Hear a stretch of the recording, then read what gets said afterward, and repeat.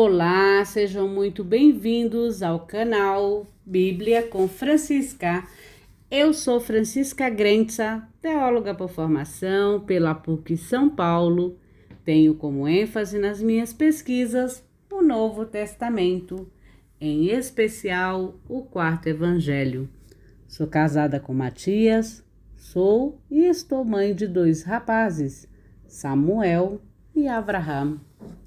O canal Bíblia com Francisca visa a leitura e ao estudo dos textos bíblicos. Tudo partiu da minha formação na área da teologia e do meu desejo de compartilhar algo disso. Quero lhes mostrar o que os evangelhos transmitem a respeito de Jesus de Nazaré, o Cristo.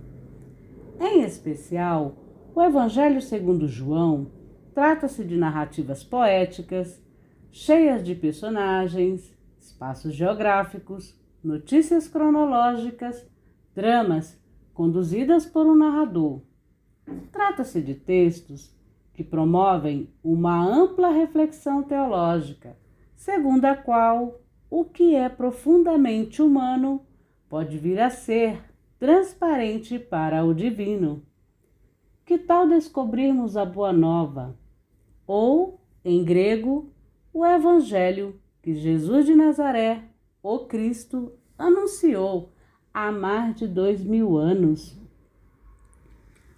Ouvir ou ler as obras de Marcos, Mateus, Lucas e João, ainda podemos ter acesso àquilo que os apóstolos, testemunhas oculares dos acontecimentos em questão, transmitiam a respeito do ensino e da prática de Jesus de Nazaré, o Cristo.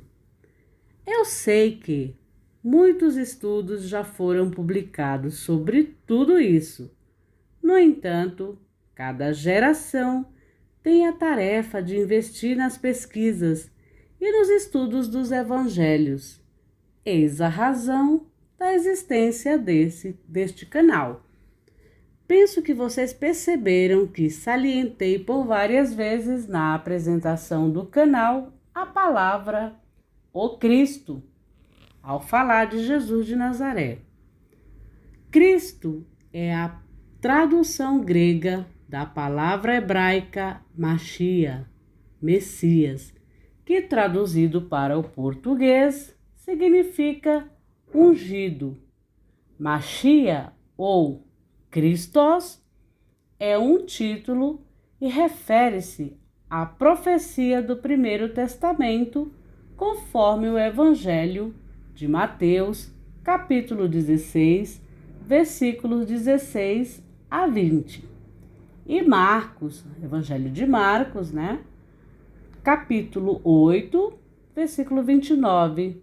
E Evangelho segundo João, capítulo 1, versículo 41.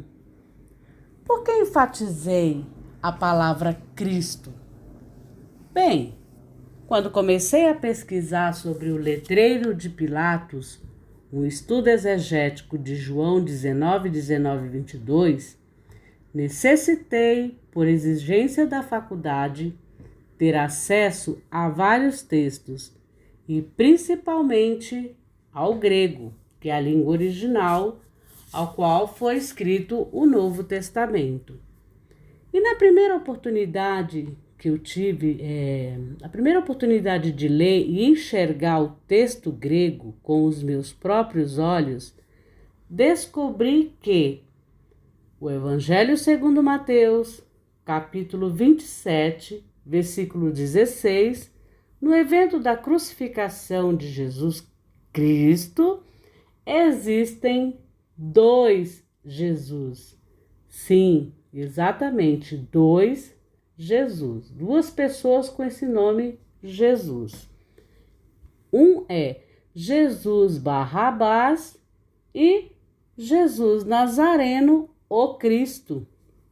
Porém, o nome Jesus Barrabás não foi traduzido em várias Bíblias para o português, As traduções para o português que eu encontrei até o presente momento foi a do Walter Lisboa, no Novo Testamento da editora Paulinas, da Bíblia, o Novo Testamento da editora Paulinas, que traduz o nome grego Jesus Barrabás e Jesus o Cristo, Jesus Barrabás e Jesus o Cristo.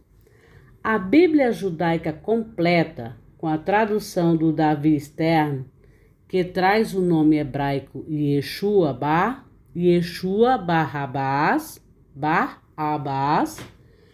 note que Yeshua no hebraico significa Salvador e traduzido para o grego é Jesus, com iota, eta, sigma, ômicron, upsilon, enfim.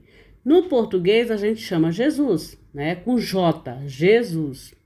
No grego não existe, né? Percebam que essas informações que vocês encontrarão somente se lerem o texto atentamente, seja no grego ou seja nas traduções que eu citei, elas são importantes. Por quê? Quando alguém falar ou gritar em nome de Jesus, você já para e pergunta, né? Já pensa, qual Jesus? Jesus Barrabás ou Jesus o Cristo? De acordo com os evangelhos, há diferença entre essas duas personagens. Note que, no Evangelho segundo Marcos, capítulo 15, versículo 7, Barrabás tinha sido preso com uns sediciosos que tinham cometido homicídio. E quem são os sediciosos? Bem, são pessoas que provocam ou incitam a sedição ou que nela se envolvem. São os revoltosos, são os insurgentes, os insubordinados, ou seja, Barrabás, nesse evangelho, para os evangelhos, ele é um homicida. E o que é um homicida? É aquele que pratica um homicídio, que acarreta ou pode acarretar a morte de pessoas, que causam guerras, são as pessoas malvadas, assassinas, atrozes, bárbaras, cruéis, aceleradas. No Evangelho segundo Lucas, capítulo 23, versículo 19, Barrabás é dito também como homicida e revoltado. Em João, capítulo 18, versículo 40, diz que Barrabás é um assaltante. Jesus de Nazaré, o Cristo, diz que ele é a vida e vida abundante. Para Jesus, Barrabás, o homicida, ele tira a vida, ou seja, Jesus vem para trazer a vida, te dá a vida.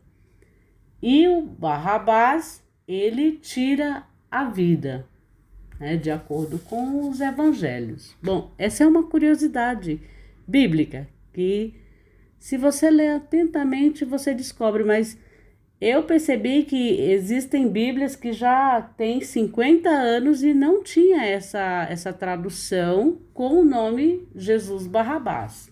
Somente essas duas que eu encontrei, né? Agora, essa das Paulinas e essa do Davi Stern, que é a Bíblia Judaica completa. Bom, no meu período de vida acadêmica, eu estudei, pesquisei e busquei contribuir por meio dos meus estudos, de alguma forma para o crescimento do programa de pós-graduação da faculdade a qual eu era aluna. Participei do grupo de pesquisa de literatura joanina, entre outros eventos, os quais vocês podem ter acesso fazendo uma visita no meu currículo Lattes.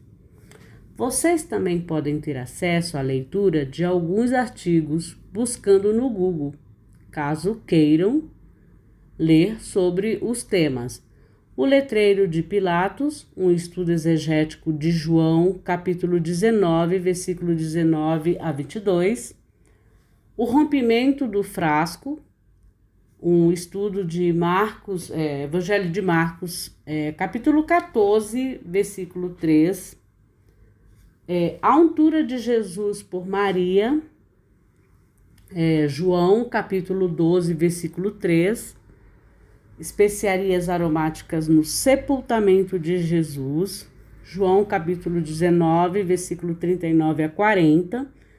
Alguns desses artigos foram feitos em coautoria, tá? Apenas o letreiro de Pilatos, que é o tema da minha dissertação. Tem outro artigo também, que é o véu de Moisés e o sudário de Jesus, João capítulo 20, versículo 7. Eu vou falar um pouco sobre esses dois primeiros estudos, o letreiro de Pilatos e aromas e perfumes no Novo Testamento. E o meu desejo sincero é que vocês fiquem ligados, atentos ao que os textos bíblicos narram e não ao que eu penso ou escrevi a respeito destes textos.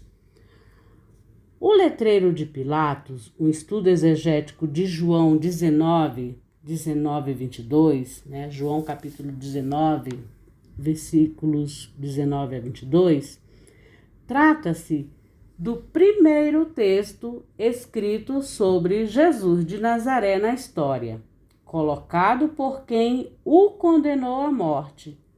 O texto grego logo é lido e contradito imediatamente após a sua publicação. Ou seja, o texto ganhou vida própria e o seu autor, Pilatos, teve que defender o que tinha escrito.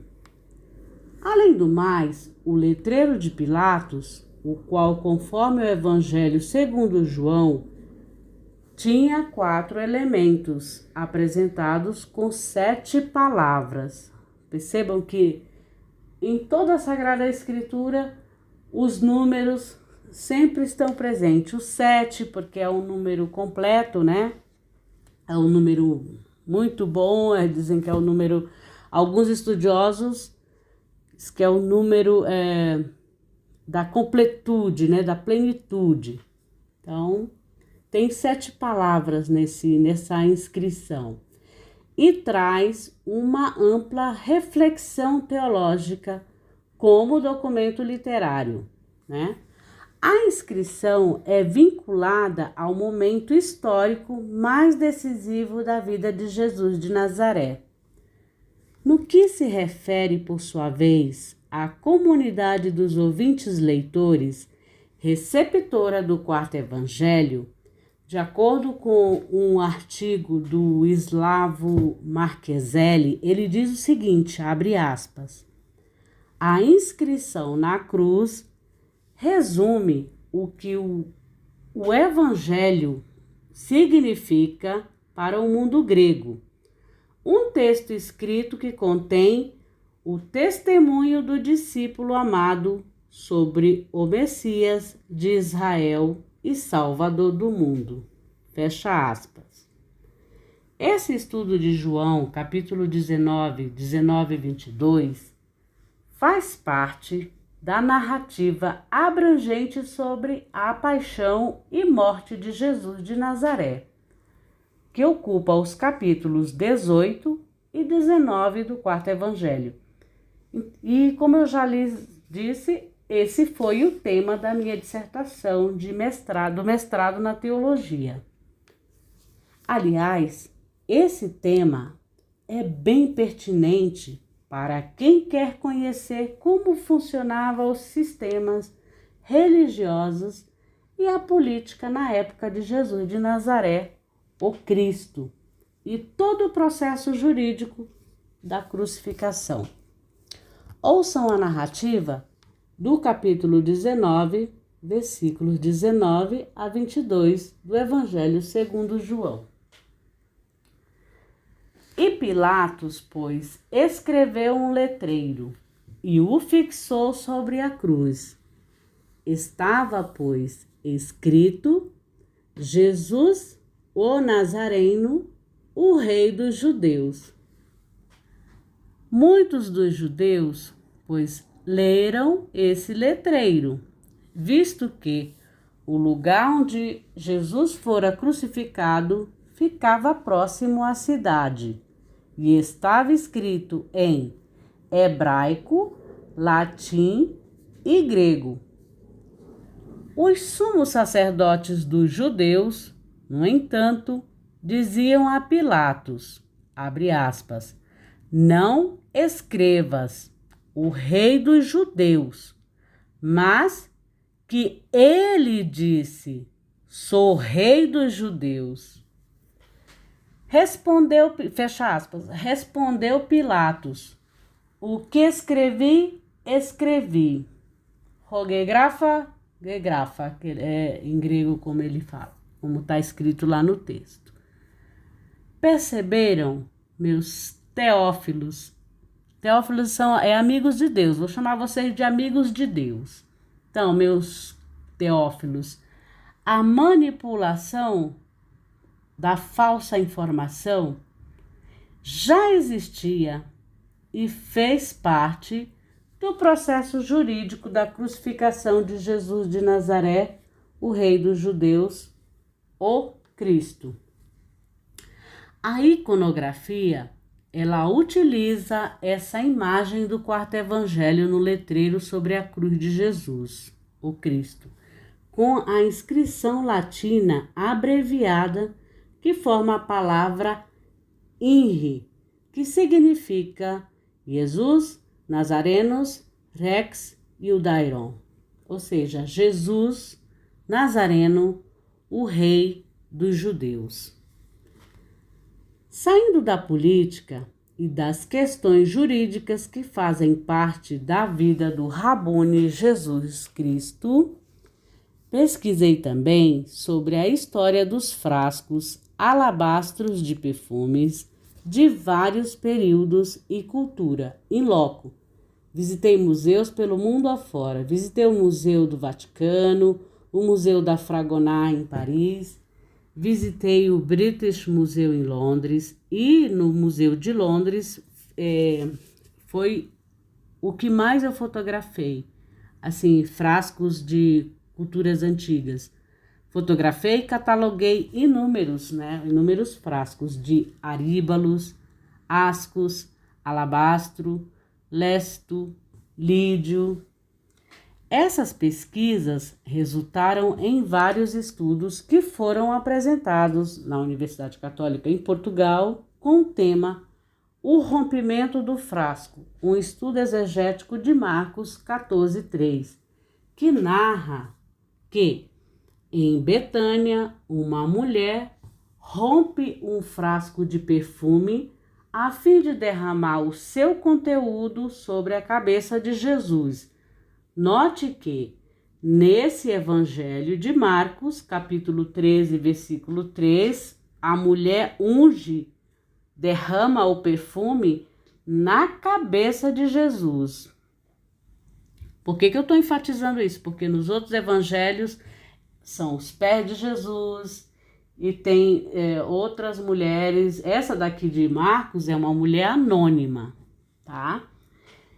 E então, esse tema eu apresentei lá em Portugal e depois eu apresentei um tema chamado Aromas e Perfumes no Novo Testamento, no 25º Encontro de Iniciação Científica da PUC, da Pontifícia Universidade Católica aqui de São Paulo. E esse tema, Aromas e Perfumes no Novo Testamento, obteve premiação de melhor pesquisa científica na área de humanas da Faculdade de Teologia, pela Faculdade de Teologia, né? Outro estudo que eu fiz é o nardo, mirra e aloés no Novo Testamento. Esse faz parte do meu trabalho de conclusão de curso em bacharel de teologia.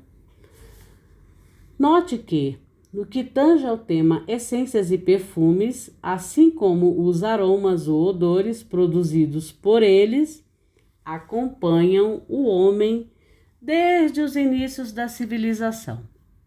Os frascos de perfume a iconografia e os textos de diversas culturas antigas, Egito, Israel, Grécia, Roma, o judaísmo tardio, documentam tudo isso de forma ampla, além daquilo que é perceptível ao olfato.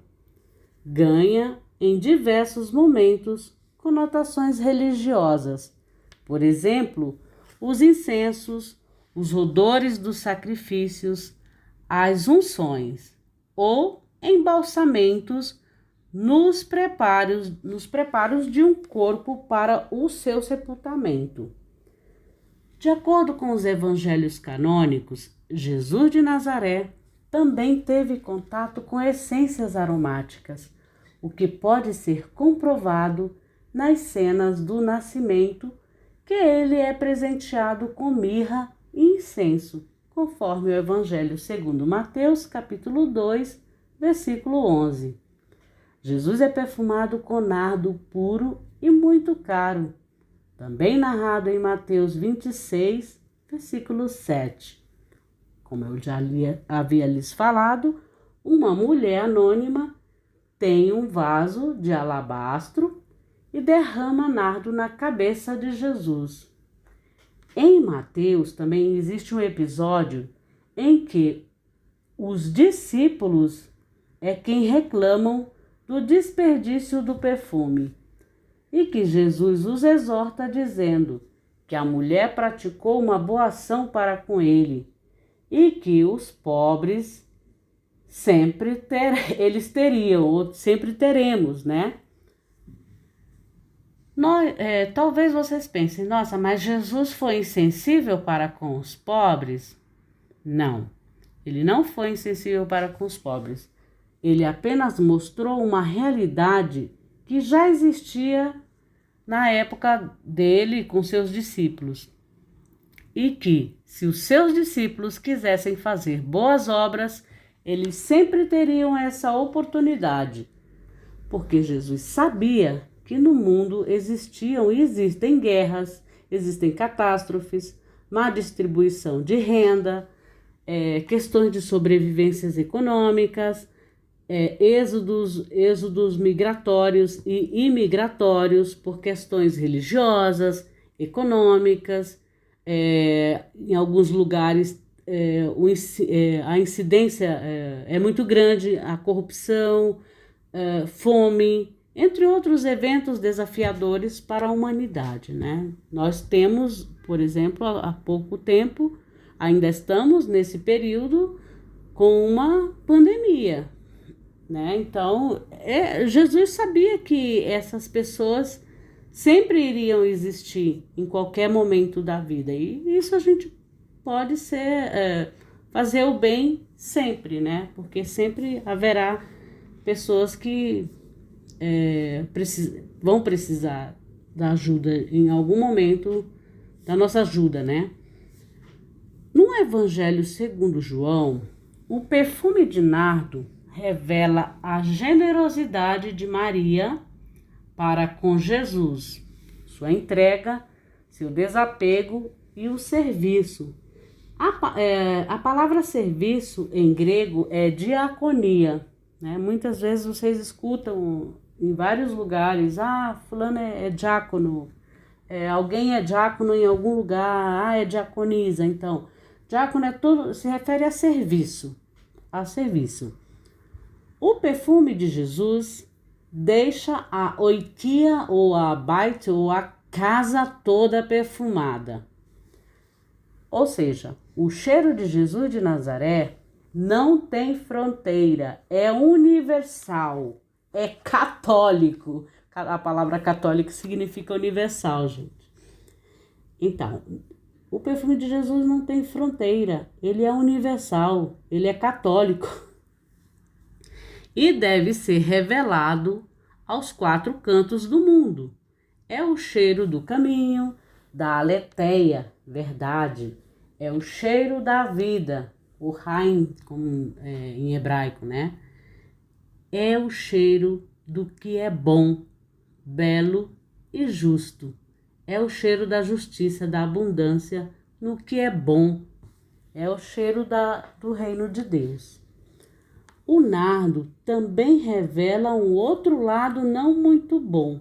Ele revela o instinto do ladrão Judas Iscariotes, que tinha o desejo de vender o perfume de nardo por um bom dinheiro para dar aos pobres, o que não era verdade, porque, segundo o quarto evangelho, Judas cuidava da bolsa dos discípulos, ou seja, ele administrava o dinheiro dos apóstolos, dos discípulos de Jesus, e pegava para si o que era colocado na bolsa.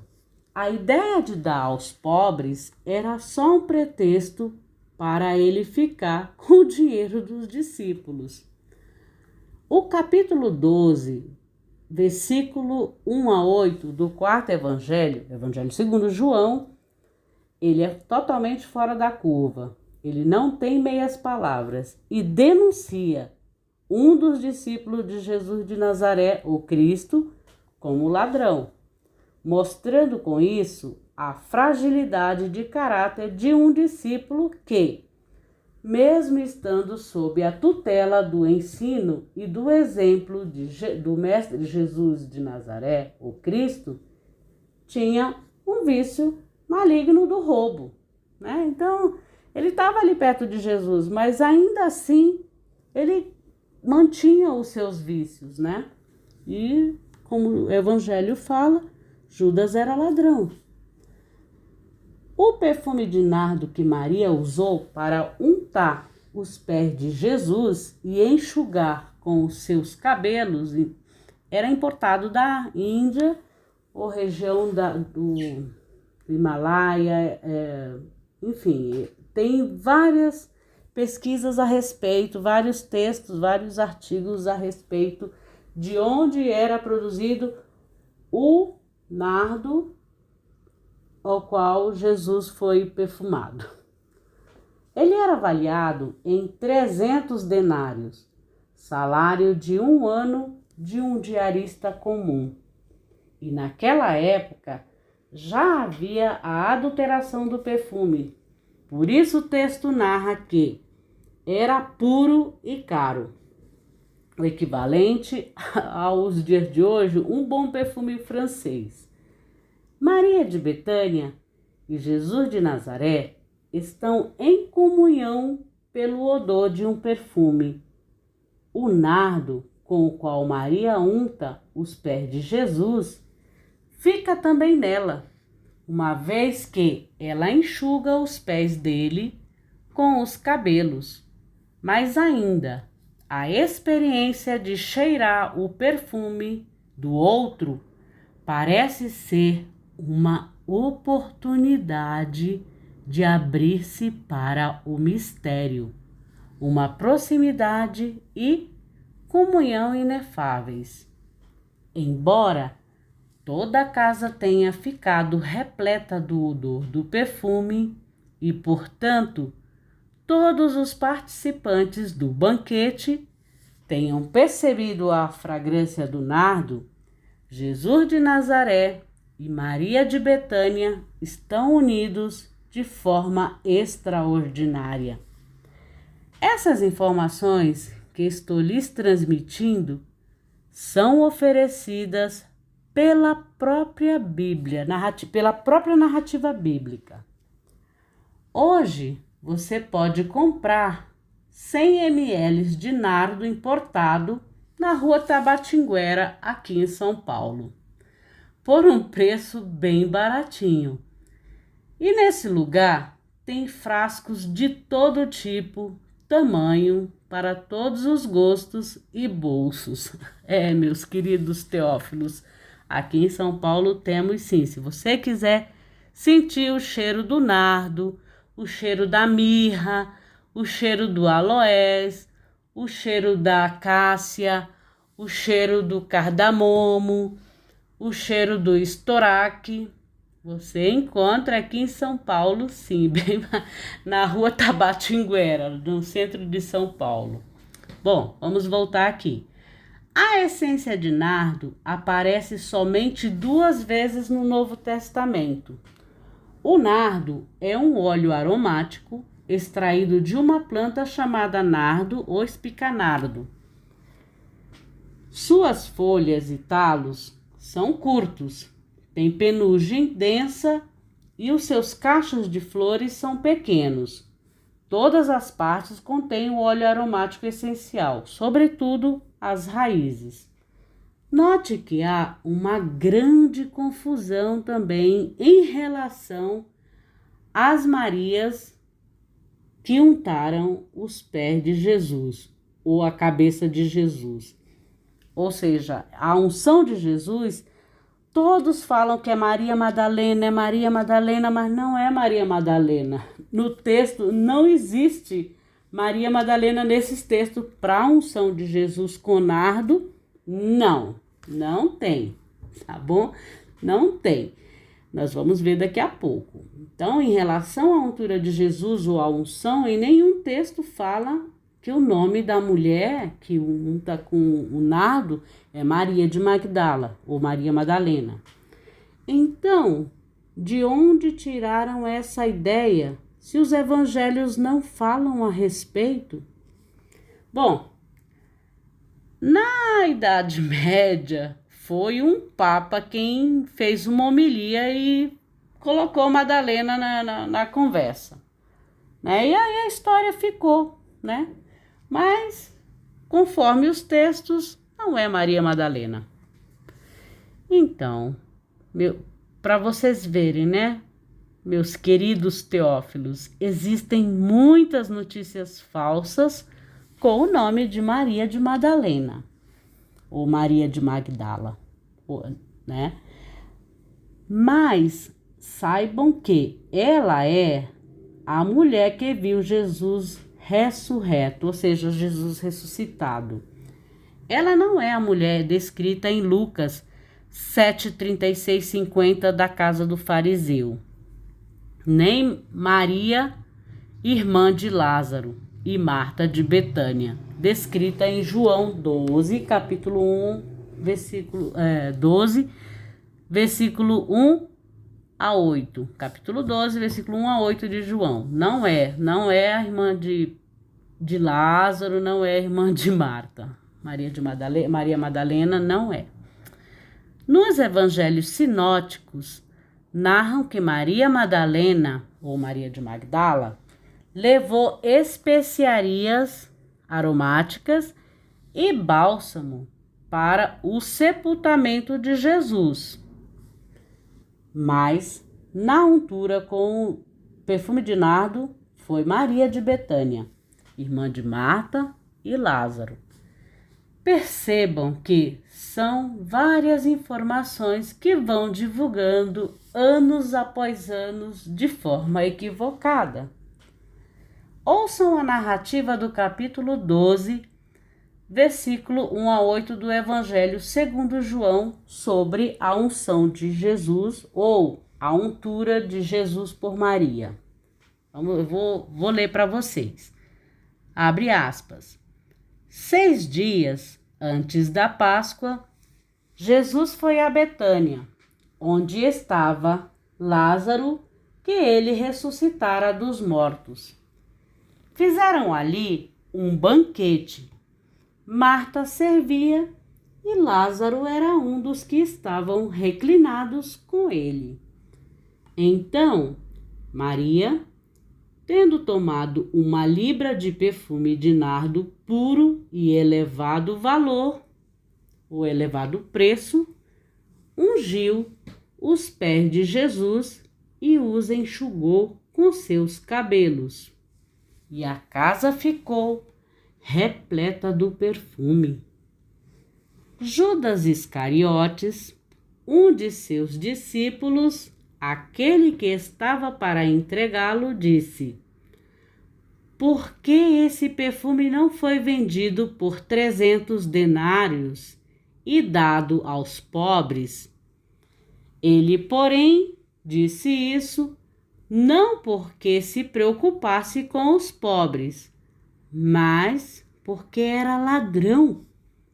E tendo a bolsa comum, pegava para si o que ali era posto. Disse então Jesus: deixe-a. Foi para o dia do meu sepultamento que ela o guardou. Pois pobres sempre tendes convosco, a mim, porém, não tendes sempre. Fecha aspas. Aqui termina a narrativa sobre a untura de Jesus por Maria de Betânia. Se você ficou com alguma dúvida sobre os temas que expus, ou se quiser me convidar para um estudo sobre os temas que fazem parte das minhas pesquisas, é só enviar um e-mail para aessênciadobomperfume@gmail.com. Se você gostou desse estudo, se inscreva no canal, clique lá no sininho para você receber as notificações quando houver novos estudos aqui. Compartilhe com seus amigos, compartilhe muito. Com isso você vai me ajudar bastante. E vai ser até um termômetro para trazer mais estudos para vocês. Porque se vocês compartilham e curtem, enviam mensagens, isso significa que vocês estão interessados no tema. E aí eu tenho mais um incentivo para trazer mais coisas para vocês a respeito dos evangelhos. Para que possamos formar uma comunidade de teófilos, ou seja, uma comunidade de amigos de Deus que gostam do estudo da Bíblia com Francisca, vocês precisam compartilhar e chamar seus amigos para virem ouvir a palavra de Deus por meio da minha pessoa, né, gente? Tá bom? Então, e para finalizar, onde você estiver, se quiser me acompanhar na oração do credo, vamos fazê-la, né? Na verdade, a oração do credo, ela é uma síntese de todo o evangelho. Se vocês ouvirem atentamente cada palavra, vocês perceberão que é uma síntese de todo o evangelho. E é uma declaração de fé na proteção de Deus Pai e no evento salvífico que ele propôs para a vida dos que aderem à sua lei, a lei do amor, né? Ao cumprimento da lei de Deus mesmo, né? Então vamos lá, vamos rezar o credo, vamos?